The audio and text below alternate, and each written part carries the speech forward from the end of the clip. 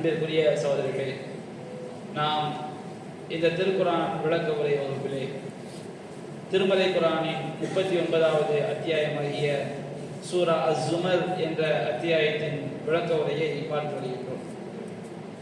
அல்லாஹ்வுடைய கிருபையினால் நாம் இன்றைய வாரத்திலே 4வது வசனத்திலிருந்து சூரத்து ஸுமருடைய விளக்கத்தை பார்க்க இருக்கின்றோம். அல்லாஹ் ரப்பல் ஆலமீன் 4வது வசனத்திலே கூறுகின்றான், லவ் அராதல்லாஹு ஐயத்தஹித வலதன். அல்லாஹ் ரப்பல் ஆலமீன் பிள்ளையை ஏற்படுத்திக் கொள்வதற்கு நாடி இருந்தால் லஸ்தஃபா மிம்மா யஹ்லுகு மா யஷா, அவன் படைத்தவற்றிலிருந்து அவன் நாடியதை அவன் தேர்ந்தெடுத்திருப்பான். சுபஹான, அவன் தூயவன். ஹுவல்லாஹுல் வாஹிதுல் கஹார், அல்லாஹ்வாகிய அவன் ஒரே ஒருவன் தான், அவன் அடக்கி ஆளக்கூடியவன் என்று அல்லாஹ் ரப்பல் ஆலமீன் 4வது வசனத்திலே கூறுகின்றான். அல்லாஹ் ரப்பல் ஆலமீன் பல்வேறு யூதர்கள், கிறித்தவர்கள், மக்காவில் வாழ்ந்த முஷ்ரிக்கீன்கள் இருந்த மிக கேடுகட்ட கொள்கையில ஒன்று என்னன்னு சொன்னோம்னா, அல்லாஹ் ரப்பல் ஆலமீனுக்கு பிள்ளையை வர்ணிப்பது. கிறிஸ்தவர்கள் வகாலத்தின் நசாரா மஸீஹ் இப்னுல்லாஹ், கிறிஸ்தவர்கள் ஈசா அலைஹிஸ்ஸலாம் அவர்கள் அல்லாஹ்வுடைய மகன், அல்லாஹ்வுடைய பிள்ளை என்று செஞ்சாங்க, சொன்னாங்க.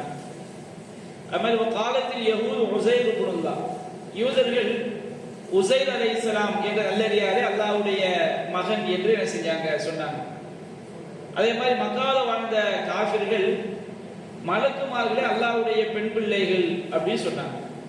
அப்ப மக்கால வாழ்ந்த முஷ்ரிக்கீன்கள், யூதர்கள், கிறிஸ்தவர்கள் எல்லோருமே அல்லாஹ்வுக்கு மகனை கற்பிக்கக்கூடிய மிக பயங்கரமான இணை வைக்கக்கூடிய பாவத்தை செய்து கொண்டிருந்தார்கள். அல்லாஹ் ரப்பல் ஆலமீனுக்கு இறைவன் மகனை எடுத்துக்கொள்வான் என்று சொன்னால் அது இறைவனுடைய தகுதிக்கு சரியானது கிடையாது. ஏன்னு சொன்னோம்னா, இம்மனிதர்களாகிய நமக்கு பிள்ளைகள் தேவைப்படுது. எதற்காக பிள்ளைகள் தேவைப்படுகிறது? ஒருவன் வயோதிக பருவத்தை அடைந்து விட்டால் அவனுக்கு துணை செய்வதற்கு பிள்ளைகள் தேவை. அவன் மரணித்த பிறகு அவனை பற்றி அவனை நினைத்து பார்ப்பதற்கு, அவனை பற்றி பேசுவதற்கு அவனுக்கு பிள்ளைகள் தேவை. அவன் இந்த உலகத்தில் நிறைய சம்பாதித்தான் சொன்னால் அவனுடைய சொத்துக்கு வாரிசாவதற்கு பிள்ளைகள் தேவை. ஏன்னா மனிதனுக்கு மரணம் இருக்கிறது, மனிதனுக்கு பலவீனம் இருக்கிறது. மனிதன் அவன் சம்பாதித்தவற்றை எல்லாம் விட்டு விட்டு மரணிக்கக்கூடியவனாக இருக்கிறான். அப்ப அல்லாஹ் ரப்பல் ஆலமீனுக்கு பிள்ளை தேவைன்னு சொன்னோம்னா என்னவாயிரும்? அப்ப அல்லாஹ் ரப்பல் ஆலமீன் மரணிக்கக்கூடியவன் என்கின்ற மரணம் என்கின்ற பலவீனம் அல்லாஹ் இருப்பதா ஆயிரும். ஏன்னா மரணிப்பவனது பிள்ளை தேவை. அல்லாஹ் ரப்பல் ஆலமீனுக்கு மரணம் என்பதே நிச்சயாது, கிடையாது. அல் ஹய்யுல் கய்யூம், அவன் என்றென்றும் உயிரோடு இருப்பவன், எல்லாவற்றையும் நிர்வாகம் செய்து நிலைத்து நிற்பவன். நம்ம அல்லாஹ் ரப்பல் ஆலமீனுக்கு என்ன கிடையாது? பிள்ளைகள் தேவை கிடையாது. மனிதன் மரணிப்பான், அவனுக்கு பிறகு அவனுடைய சொத்துக்களுக்கு, ஆஸ்திக்கு ஒரு வாரிசு வேணும், அவனுக்கு வயோதிக பருவத துணை வேண்டும் என்பதற்காக தான் மனிதன் பிள்ளைகளை தேடுகின்றான். அப்ப அல்லாஹ் ரப்பல் ஆலமீனுக்கு மரணம் என்ற பலவீனம் கிடையாது. வானம் பூமி எல்லாம் அல்லாஹ்வுக்கு தான் சொந்தம். அவனுக்கு யாரும் என்ன செய்ய முடியாது. அவன் தான் எக்காலமும் அதற்கு உரிமையாளராக என்ன செய்வான், இருப்பான். அல்லாஹ்வை தவிர வேறு யாரும் என்ன செய்ய முடியாது, எதற்கும் உரிமையாளர்களாக ஆக முடியாது. அப்ப அல்லாஹ் ரப்பல் ஆலமீன் எதற்கு வாரிசு தேவை? இரண்டாவது என்ன கேட்டோம்னா, ஒருவனுக்குரிய பிள்ளை என்பவன் அவனுடைய ஒரு பாட்டு தான். தகப்பனார் என்பவர் மூலம், பிள்ளை என்பவன் அவனுடைய ஒரு ஜுசு, ஒரு பாட்டு. அப்ப அல்லாஹ்வுக்கு ஒரு பிள்ளை இருக்குன்னு வச்சுக்கிடுவோம். அல்லாஹ்வுக்கு ஒரு குழந்தை இருக்கும் என்று கற்பனை செய்தால் அந்த குழந்தை யாருடைய ஒரு பாட்டா தான் இருக்கும்? அல்லாஹ்வுடைய ஒரு பாட்டா இருக்கும். அப்ப அல்லாஹ் ரப்பல் ஆலமீன் வசனத்தை முடிக்கும் போது ஹுவல்லாஹுல் வாஹித், அல்லாஹ் என்பவன் ஒரே ஒருவன் தான். அதிகாரத்திலையும் சரி, ஆற்றலையும் சரி, பண்புலையும் சரி, எதிலையுமே அல்லாஹ்வுக்கு நிகராக எதுவுமே கிடையாது. அப்ப அல்லாஹ்வுக்கு ஒரு குழந்தை இருக்குன்னு நம்புறா வச்சுக்கோங்க, அல்லாஹ்வுக்கு ஒரு பிள்ளை இருக்குது அப்படின்னு நம்பிட்டோம்னு சொன்னோம்னா அந்த பிள்ளை என்பவன் அல்லாஹ்வுடைய ஒரு பாட்டாக என்ன செஞ்சிருவான், ஆயிரும். சில இந்துக்கள்லாம் நம்புவாங்களா இல்லையா, மாதொரு பாகன் அப்படின்னு ஒரு நாவல் ஒரு ஆள் எழுதினாரு. அது மிகப்பெரிய ஒரு எதிர்ப்பை தான் சந்திச்சு. ஏன்னா ஒரு கடவுளை வணங்குவாங்க. அந்த கடவுள் என்பது ஒரு பெண் ஒரு பகுதி, ஆண் ஒரு பகுதி. இப்படி என்ன செய்வாங்க, கடவுளை வந்து கற்பனை செய்வார்கள். அப்ப அல்லாஹ்வுக்கு என்று ஒரு ஜுஸு இருக்கவா செய்யும். அல்லாஹ்வின் இறைவனுடைய பிள்ளை என்று வந்து விட்டால் இறைவனுடைய ஒரு பகுதியாக ஆகிவிடுவான். அப்ப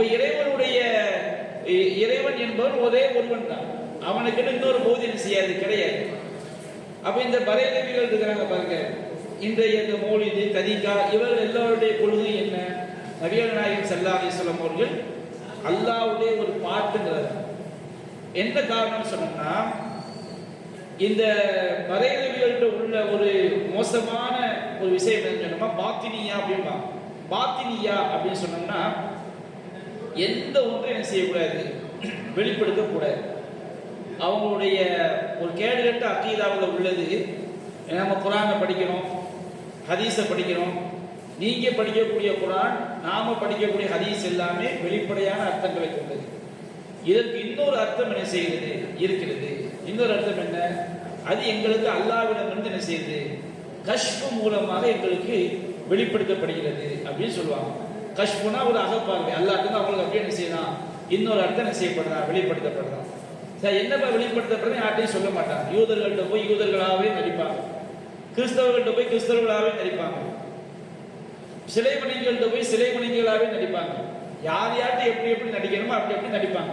இந்த பரேலவி கூட்டம் இதுல ஒரு கூட்டம் நடித்து விட்டு அவர்கள யார் வந்து இவங்களுடைய அந்த மைண்ட் வாஷுக்கு, பிரெயின் வாஷுக்கு வந்து முழுக்க முழுக்க கட்டுப்பட்டு வர்றானோ அவனை தான் தேர்ந்தெடுப்பாங்க. யார்கிட்டையும் இவங்க எந்த மேடைகள்லையும் ரொம்ப மறைமுகமாக இக்கன்னா அக்கன்னா வச்சு என்ன செய்வாங்க, பேசுவாங்க. நபிகள் நாயகம் ஸல்லல்லாஹு அலைஹி வஸல்லம் அவங்க வந்து அல்லாஹ் தான் நேரடியாக சொல்ல மாட்டாங்க. நேரடியாக சொல்லாம நபிகள் நாயகம் ஸல்லல்லாஹு அலைஹி வஸல்லம் அவர்கள் வந்து அப்படி ஒளியா இருந்தாங்க, அல்லாஹ்வுடைய ஒளியில ஒரு பகுதியா இருந்தாங்க அப்படின்னு பொதுவான மேடைகளில் ஒளிச்சு மறைச்சு பேசுவாங்க. அவங்களுக்கு யார் வந்து முழு அடிமையா மாறிட்டாங்களோ அவங்கள்ட்ட தான் என்ன செய்வாங்க, எல்லா சேட்டையும் என்ன செய்வாங்க, காட்டுவாங்க. முழு அடிமையா ஒரு நம்ம ஜனாசாவை குளிப்பாட்டும் போது நம்ம கையில ஜனாசா எப்படி உருண்டு பொருளுமோ அது மாதிரி அவங்களுடைய சிந்தனைக்கு ஒரு மாறிட்டா வச்சுடுங்க. அவங்ககிட்ட போய் சொல்லுவாங்க, நாம எதுக்கு தொழணும், தொழுகைலாம் அவசியம் கிடையாது. யார்கிட்ட வந்து ஈமான் யக்கீன் உறுதி இல்லையோ அவன் தான் என்ன செய்வான், தொழுவான். நமக்கு தொழுகை நம்மெல்லாம் ஒரு முக்தி நிலையை என்ன செஞ்சிட்டோம், அடைஞ்சிட்டோம் அப்படிம்பாங்க. அதை விட ரொம்ப ரொம்ப அசிங்கமான மோசமான கொள்கைகள்லாம் இருக்கு. அதுல அவங்களுடைய ஒரு கொள்கை என்னன்னு சொன்னோம்னா, எல்லாமே என்னதான், எல்லா படைப்பினங்களும் கடவுள், எல்லா படைப்பினங்களும் கடவுள். நபிகள் நாயகம் ஸல்லல்லாஹு அலைஹி வஸல்லம் என்ன செய்வாங்க, ஆரம்பிப்பாங்க. ரசூல் ஸல்லல்லாஹு அலைஹி வஸல்லம் அல்லாஹ்வுடைய ஒளியா என்ன செஞ்சாங்க, இருந்தாங்க.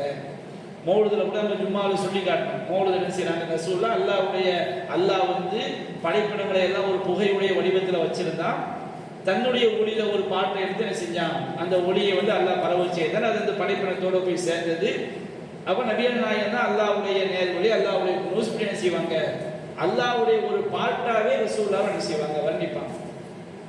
அவ்வளவு ஒரு கேடுகட்ட ஒரு கொள்கை தான் இந்த பரேலவி கொள்கை. அவங்க யார் வந்து முழுக்க முழுக்க அவங்களுடைய சிந்தனைக்கு பயப்பட்டு மிகச்சிறந்த அடிமையா மாறுறாங்களோ அவங்கள்ட்ட தான் என்ன செய்வாங்க, அந்த கொள்கையை வந்து வெளிப்படையா பேசுவாங்க.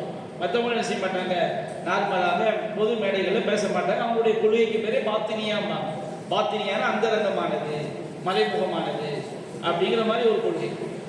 அடுத்து அப்போ அல்லாஹ் வந்து பிள்ளை இல்லை, அல்லாஹ் ஒரு பாட்டாயிரும். ரெண்டாவது மூணாவது விஷயம் என்னன்னு சொன்னோம்னா, எந்த ஒரு படைப்பினத்துடைய பிள்ளையும் அந்த இனத்துல தான் வரும். ஒரு மான் என்பது என்ன செய்யாது, ஒரு மனுஷன் வந்து கோழியை பெற்றெடுக்க முடியுமா, ஒரு மனுஷன் ஆட்டை பெற்றெடுக்க முடியுமா? கோழி முட்டையில கோழி தான் வரும், ஒரு ஆட்டுல இருந்து ஒரு ஆடு தான் வரும். அப்ப அல்லாஹ்வுக்கு வந்து பிள்ளை இருக்குன்னு வச்சுக்கிடுங்க, அல்லாஹ்வுக்கு பிள்ளை இருக்கும் என்று சொன்னால் அல்லாஹ்வுடைய பிள்ளை அல்லாஹ்வுடைய இனத்துல தான் என்ன செய்ய வர முடியும். அப்போ அல்லாஹ் ரப்பல் ஆலமீன் ஒருவன், அல்லாஹ் குல் வல்லாஹு அஹத் அப்படிங்கிற கொள்கை என்ன செஞ்சிருது, அடிபட்டு போயிருக்கு. சரி, அல்லாஹ்வுக்கு பிள்ளை இருக்க முடியும் என்று சொன்னால் பிள்ளையை பெறுவதற்கு யார் தேவை, ஒரு மனைவி என்ன செய்யப்பட்ட. அப்ப அல்லாஹ்வுக்கு என்ன செய்வோம், ஒரு மனைவி யாரா இருக்க முடியும், மனித இனத்துல இருந்தா மனிதனுக்குரிய துணை படைக்கப்பட்டிருக்கு. அப்ப அல்லாஹ்வுடைய இனத்துல இருந்தா அல்லாஹ்வுடைய மனைவி படைக்கப்பட்டதா வந்துடும். அப்பவும் அல்லாஹ் ரப்பல் ஆலமீன் அவன் ஒருவன் அப்படிங்கிற பண்பு அடிபட்டு போயிடும். அல்லாஹ் சம தேவையற்றவங்கிற பண்பு அடிபட்டு போயிடும்.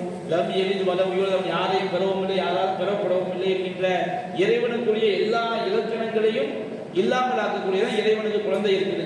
அப்ப யூதர்கள் வந்து உசைர் அலைஹிஸ்ஸலாம் அல்லாஹ்வுடைய மகன் சொன்னாங்க, கிறிஸ்தவர்கள் ஈசா அலைஹிஸ்ஸலாம் அவங்க அல்லாஹ்வுடைய மகன் சொன்னாங்க, அதே மாதிரி மக்காவில் உள்ள காஃபிர்கள் மலக்குமாறு அல்லாஹ்வுடைய பெண் பிள்ளைகள் சொன்னாங்க. இதுக்கு எல்லாத்துக்கும் அல்லாஹ் பதில் சொல்லியிருந்தான். லவ் அராத் அல்லாஹ் யத்தஹித வலதா, அல்லாஹ் ரப்பல் ஆலமீன் மகனை பிள்ளையை ஏற்படுத்திக் கொள்ள வேண்டும் நாடி இருந்தால் லஸ்தஃபா மிம்மா யஹ்லுகு மா யஷா, அவன் நாடியதில் அவன் தேர்ந்தெடுத்திருப்பான். எதுக்காண்டி சாதாரண ஈசா அலைஹிஸ்ஸலாம் அவர்களையும் முசைர் அலைஹிஸ்ஸலாம் அவங்களையும் மலக்குமாறு இதுக்கு அல்லாஹ் பிள்ளையாக்கணும்? அதை விட பிரம்மாண்டமான படைப்புகள் எவ்வளவோ இருக்குது. அல்லாஹ் ரப்பல் அதை விட மிக பிரம்மாண்டமான படைப்புகளை படைத்து அதை பிள்ளையை அல்லாஹ் எடுத்திருப்பான். அவனை யார் தடுக்க முடியும்?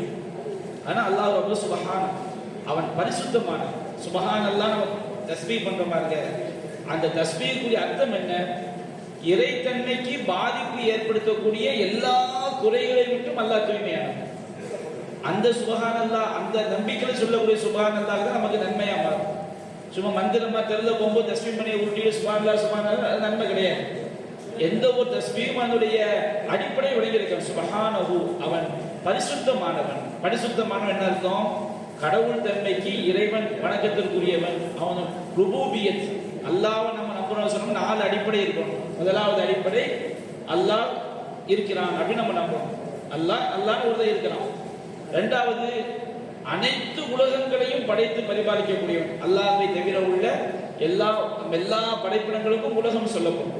அவ எல்லா படைப்பினங்களையும் படைத்து பரிபாலிக்கக்கூடியவன் அல்லாஹ் ஒருவன் மட்டும்தான். ஒரு படைப்பினம் எவ்வளவு காலம் இருக்கணும், அதுக்கு எவ்வளவு ரிஸ்க்கு, அது எப்போ அழியணும், எல்லாவற்றையும் தீர்மானிக்கக்கூடிய ஆற்றல் அல்லாஹ் ஒருவனுக்கு மட்டும்தான். அல்லாஹ் வந்து ரப்பு, படைத்து பரிபாலிக்கக்கூடியவன். மூன்றாவது அல்லாஹ்வுடைய விஷயம் நம்ப வேண்டியது அல்லாஹ்வுடைய பண்புகள், பெயர்கள். அல்லாஹ்வுடைய ஆற்றல்களையும் அல்லாஹ்வுடைய பண்புகளையும் கடுகளவு கூட, ஒரு எள் முனை அளவு கூட யாரும் செய்ய முடியாது, நிகராக முடியாது. அல்லாஹ்வுடைய பெயர்களையும் சரி அல்லாஹ்வுடைய பண்புகளையும் சரி. அல்லாஹ் ரப்பல் ஆலமீன் அர் ரஹ்மான், அளவற்ற அருளாளன். அப்ப அருள் செய்யக்கூடிய பண்புல வந்து அல்லாஹ்க்கு ஈக்குவலா யாரும் கிடையாது. அல்லாஹ்க்கு எத்தனை திருநாமங்கள் சொல்லப்பட்டிருக்கிறதோ, அல்லாஹ்வுக்கு எத்தனை பண்புகள் சொல்லப்பட்டிருக்கிறதோ, அந்த பண்புகள்லையும் திருநாமங்கள்லையும் அல்லாஹ்க்கு ஈக்குவலா எதுவுமே இல்லை அப்படின்னு நம்ம செய்ய வேண்டும், நம்பிக்கை கொள்ள வேண்டும்.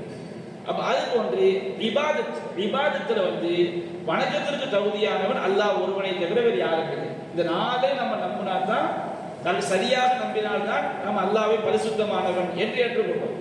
மக்கால வாழ்ந்த காஃபிர்கள் வானம் பூமியை படைத்தவன் எல்லாம் அல்லாஹ் தான் ஏற்றுக்கொண்டார்கள். ஏற்றுக்கொண்டு என்ன செஞ்சாங்க? வணக்கத்திற்கு தகுதியானவன் அல்லாஹ் ஒருவன் மட்டும் தான் அப்படின்னு ஏற்றுக்கூடாது. சிலைகளை போய் என்ன செஞ்சாங்க? வணங்கினாங்க. சிலைகளுக்கு சஜ்தா பண்ணாங்க, சிலைகளுக்கு நேர்ச்சை பண்ணாங்க, சிலைகளுக்கு அறுத்து பலியிட்டாங்க. அப்போ அவங்க காஃபிர்களா என்ன செஞ்சிட்டாங்க? ஆயிட்டாங்க. அப்ப அல்லாஹ்வுடைய எந்த ஒரு பண்பை மறுத்தாலுமே அது ஷிர்க் தான். நபிகள் நாயகம் ஸல்லல்லாஹு அலைஹி வஸல்லம் வந்து ஒரு யூதர் வந்தார். ஒரு யூதர் வந்து சொல்லி காட்டுறாரு, அல்லாஹ் ரப்பல் ஆலமீன் தன்னுடைய வஹி இறங்கக்கூடிய காலகட்டத்தில் பல்வேறு நிகழ்வுகளை ஏற்படுத்தி மார்க்கத்தை அல்லாஹ் என்ன செய்வான்? கற்றுத் தருவான். நபிகள் நாயகம் ஸல்லல்லாஹு அலைஹி வஸல்லம் அவங்களுக்கு வந்து சஹாபாக்களுடைய கனவுல சில விஷயங்களை காட்டி அல்லாஹ் என்ன செய்வான்? நபிகள் நாயகத்தின் மூலமாக அது மார்க்க சட்டமாக ஆக்கப்படும்.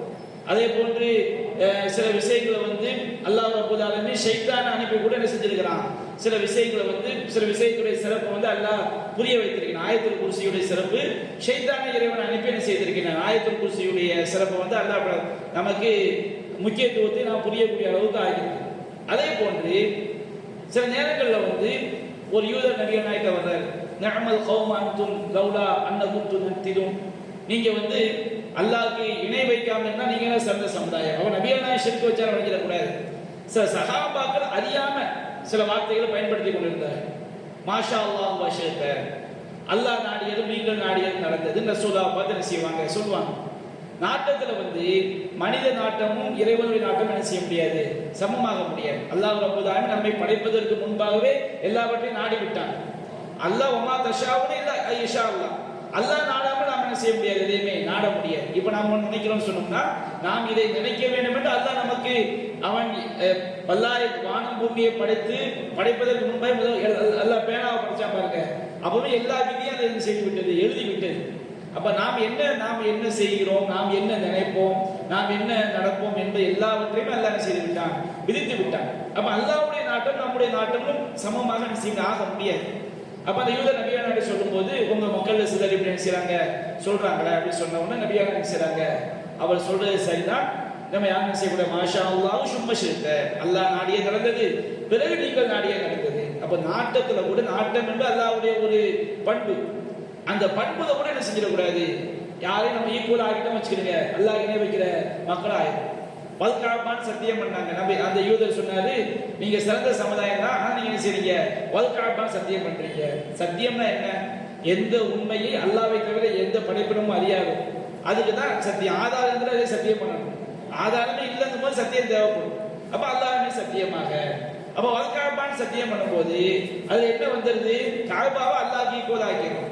அப்போ அந்த யூதர் சொன்ன உடனே நபிகள் நாயகம் சொன்னாங்க, அவர் சொல்றது சரிதான், என்ன செய்யக்கூடாது, யாரும் வல்காபான்னு சத்தியம் பண்ணக்கூடாது, அவர் ரப்பில் காபா, காபாவோட இறைவனுமே சத்தியமாக.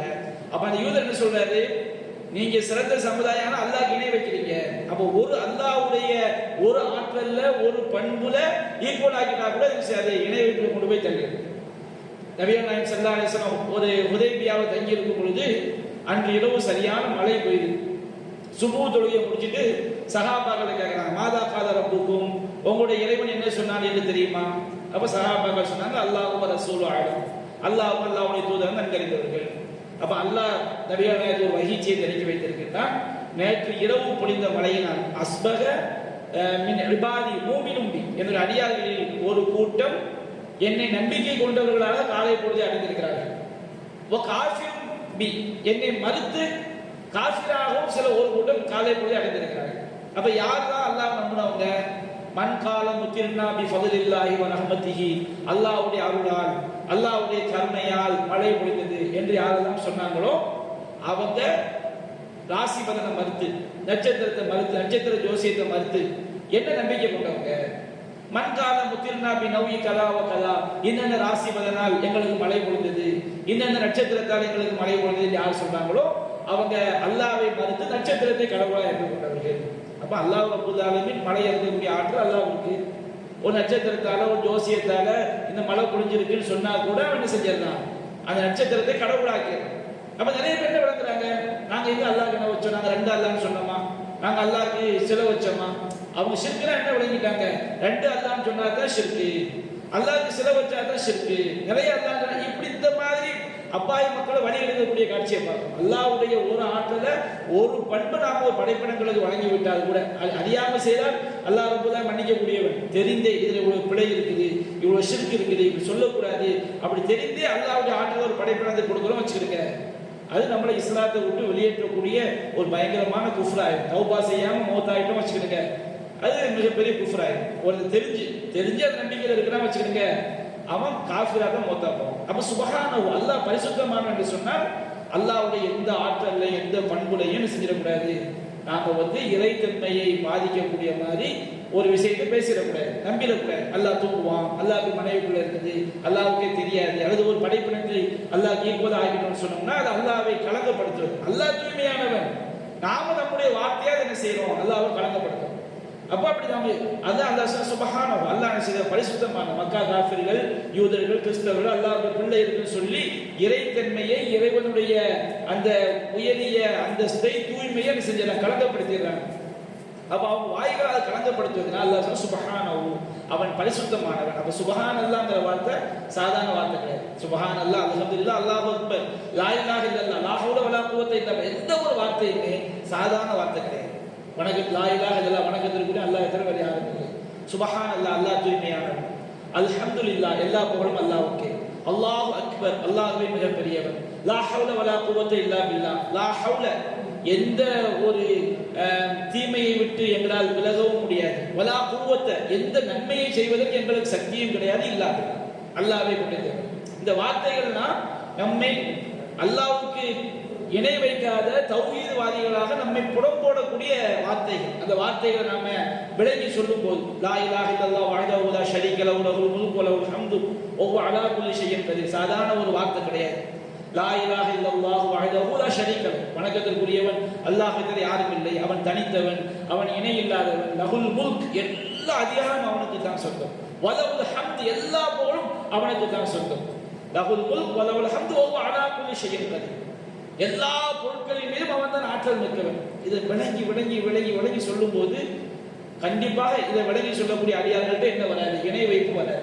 சுப்ஹானஹு, அல்லாஹ் பரிசுத்தமானவன், அது அல்லாஹ் ரப்பல் ஆலமீன் சொல்லியிருக்கான். இறை அடியார்கள் வானம் பூமியுடைய படைப்பை எல்லாம் சிந்தித்து பார்த்து சொல்லுவாங்க. அதாவது அல்லாஹ்வை அவர் சிந்தித்து சொல்லுவாங்க, சுபஹானஹு, இறைவா நீ பரிசுத்தமானவன், மா ஹலக்தனாதா மாத்திரா, இவற்றையெல்லாம் நீ வீணாக படைக்கவில்லை. அல்லாஹ்வுடைய எந்த ஒரு ஆற்றலை, பண்பை, படைப்பை சிந்தித்தாலும் அல்லாஹ்வுக்கு இணை இல்லை, அல்லாஹ் தூய்மையானவன் என்ற சிந்தனை நம்முடைய உள்ளத்தில் செய்ய பதிய செய்யும். அதாவது அல்லாஹ் சொன்ன சுபஹானஹு, அல்லாஹ் பரிசுத்தமானவன், தூயவன். ஹுவல்லாஹுல் வாஹிதுல் கஹ்ஹார், அல்லாஹ் ஒருவன் தான், அல்லாஹ் ஒரே ஒருவன் தான், அவன் தான் ஏகன்.